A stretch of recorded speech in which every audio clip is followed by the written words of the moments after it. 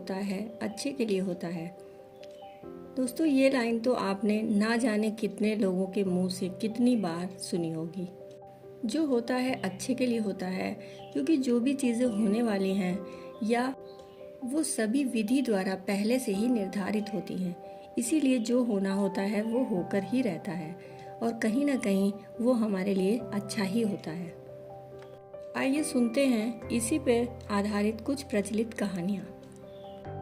एक बार भगवान से उनका सेवक कहता है, भगवान आप एक जगह खड़े खड़े थक जाते होंगे, एक दिन के लिए मैं आपकी जगह मूर्ति बनकर खड़ा हो जाता हूँ, आप मेरा रूप धारण कर कर घूम आओ। भगवान मान जाते हैं, लेकिन शर्त रखते हैं कि जो भी लोग प्रार्थना करने आए तुम बस उनकी प्रार्थना सुन लेना, कुछ बोलना नहीं, ना ही कोई प्रयास करना। मैंने उन सभी के लिए योजना बनाकर रखी है। सेवक मान जाता है। सबसे पहले मंदिर में एक व्यापारी आता है और कहता है, भगवान मैंने एक नया कारखाना डाला है, उसे खूब सफल करना। वह माथा टेकता है तो उसका बटुआ नीचे गिर जाता है। वह बिना बटुआ लिए ही चला जाता है। सेवक बेचैन हो जाता है। वह सोचता है कि रोक कर उसे बताए कि उसका पर्स गिर गया है, लेकिन शर्त की वजह से वह नहीं कह पाता। इसके बाद एक गरीब आदमी आता है और भगवान को कहता है कि घर में खाने को कुछ भी नहीं, हमारी मदद करो। तभी उसकी नज़र बटुए पर पड़ती है। वह भगवान का शुक्रिया अदा करता है और बटुआ लेकर चला जाता है। अब तीसरा व्यक्ति आता है। वह नाविक होता है। वह भगवान से कहता है कि मैं 15 दिनों के लिए जहाज लेकर समुद्र की यात्रा पर जा रहा हूँ, यात्रा में कोई अड़चन ना आए भगवान। तभी पीछे से व्यापारी पुलिस के साथ आता है और कहता है कि मेरे बाद ये नाविक आया था और इसी ने मेरा बटुआ चुराया है। पुलिस नाविक को लेकर जा रही होती है। तभी सेवक बोल पड़ता है कि बटुआ गरीब आदमी ने चुराया है। सेवक के कहने पर उस गरीब आदमी को पकड़कर जेल में बंद कर दिया गया। रात को जब भगवान आते हैं तो सेवक खुशी खुशी पूरा किस्सा बताता है। भगवान कहते हैं, तुमने किसी का काम बनाया नहीं बल्कि बिगाड़ा है। यह व्यापारी गलत धंधे करता है, अगर उसका बटुआ गिर भी गया तो उसे फर्क नहीं पड़ता। इससे उसके पाप ही कम होते हैं, क्योंकि वह बटुआ गरीब इंसान को मिला था। बटुए के मिलने पर उसके बच्चे भूखों नहीं मरते। रही बात नाविक की, तो वह जिस यात्रा पर जा रहा था वहाँ तूफान आने वाला था। अगर वह जेल में रहता तो उसकी जान बच जाती, उसकी पत्नी विधवा होने से बच जाती, पर तुमने तो सब गड़बड़ कर दी। दोस्तों, कई बार हमारे जीवन में भी ऐसी समस्याएं आती हैं जब हमें लगता है कि मेरे साथ ही क्यों हुआ, लेकिन इसके पीछे कहीं ना कहीं भगवान की ही योजना होती है।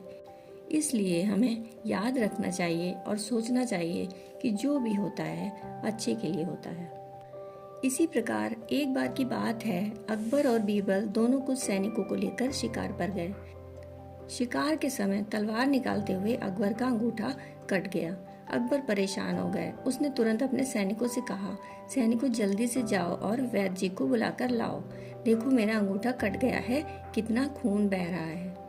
इतने में पीछे से बीरबल आए और बोले कि इस चोट पर कपड़ा बांध लीजिए और आराम कीजिए, जो होता है अच्छे के लिए होता है।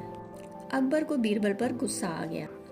फिर अकबर बीरबल से बोले, बीरबल यह बात तुम कह रहे हो, मैं तो तुम्हें अपना हितैषी समझता था, और तुम सैनिकों वैद्य जी को बाद में लाना, पहले इस बीरबल को ले जाओ और ले जाकर उल्टा लटका दो, पूरी रात कोड़े मारना और सुबह फांसी पर चढ़ा देना। महाराज की आज्ञा पाकर सैनिकों ने बीरबल को बंदी बना लिया। फिर अकबर कुछ सैनिकों को लेकर शिकार के लिए फिर से जंगल में निकल गए और फिर कुछ समय बाद जंगल में तूफान आया, जिससे अकबर अपने सैनिकों से बिछड़ गए। भटकते भटकते अकबर भीलों की बस्ती में जा पहुंचे। तब वहां के लोग अकबर को उठा कर ले गए और उनकी देवी के सामने जाकर बिठा दिया।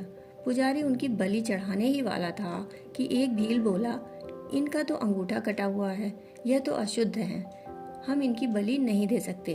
और उन्होंने इस तरह अकबर को छोड़ दिया और अकबर की जान बच गई। फिर चूंकि अब अकबर को समझ में आया कि जो होता है अच्छे के लिए होता है, उसे याद आया कि आज सुबह बीरबल को फांसी लगने वाली है।